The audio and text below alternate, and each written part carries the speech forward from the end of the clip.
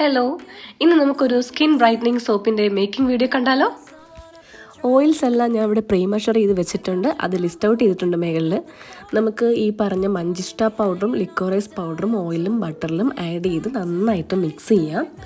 Mix ചെയ്തതിന് ശേഷം നമ്മൾ മുന്നേ കൂട്ടിയ വാട്ടറും ലൈയും ഒന്നിച്ചിട്ട് ഡൈല്യൂട്ട് ചെയ്ത് 2 hours വെച്ചിട്ടുണ്ടായിരുന്നു. അത് നമുക്ക് ഫിൽറ്റർ ചെയ്ത് ഈ ഓയിൽസിലും ബട്ടറിലേക്കും ആഡ് ചെയ്ത് അതും നന്നായിട്ട് മിക്സ് ചെയ്യണം.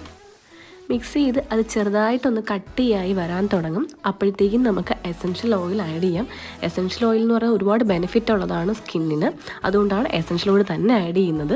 അതിനുശേഷം ഒരു ഇലക്ട്രോണിക് ബ്ലെൻഡർ വെച്ച് നന്നായിട്ട് ബ്ലെൻഡ് ചെയ്യുക. ബ്ലെൻഡ് ചെയ്തൊരു തിക്ക് ഫോമിലാകുമ്പോഴത്തേക്കും അത് നമുക്ക് ഒരു സിലിക്കോൺ മോൾഡിലേക്ക് ഒഴിച്ച് വെച്ച് നന്നായിട്ടൊന്ന് സെറ്റായതിന് ശേഷം കുറച്ച് മഞ്ചിഷ്ട പൗഡർ ഞാനിങ്ങനെ ഇട്ട് കൊടുക്കുന്നുണ്ട് ഭംഗിക്ക് വേണ്ടിയിട്ട്.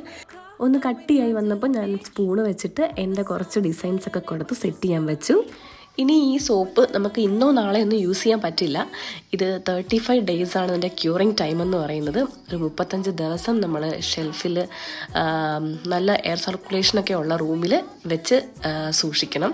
റാപ്പിംഗ് ഒന്നും ചെയ്യേണ്ട, അങ്ങനെ വെറുതെ വെച്ചിട്ട് സൂക്ഷിക്കണം. അപ്പോൾ ഇതിൻ്റെ കെമിക്കൽസ് ഇപ്പം കുറച്ച് ലൈയൊക്കെ യൂസ് ചെയ്തിട്ടുണ്ടല്ലോ, അതിലുള്ള കെമിക്കൽസൊക്കെ ഇവോപ്പറേറ്റ് ആയിപ്പോയി ഫുൾ ഓയിലും ബട്ടറും ആയിട്ടുള്ള ഒരു നാച്ചുറൽ സോപ്പ് നമുക്ക് കിട്ടും.